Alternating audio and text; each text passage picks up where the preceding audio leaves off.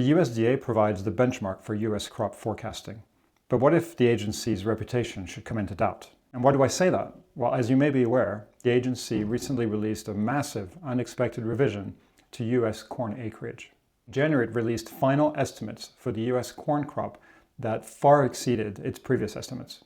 We're talking about a jump of more than 5% from its June forecast. And in this market, that is a massive revision.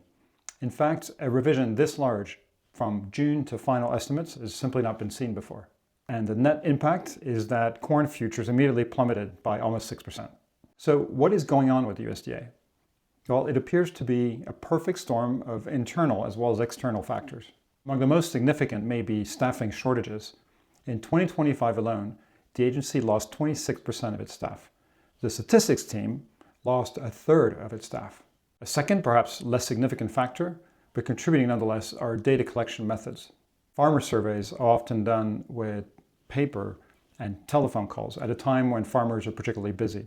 And while there are secondary methods, including online forms and the like, this still doesn't solve what the third problem is: survey participation. Participation rates from farmers have dropped from around 80% in the 1990s to now about 46%, a dramatic fall. When you have less data coming in, you introduce further problems. For example, certain counties are not even counted because they don't meet the minimum threshold.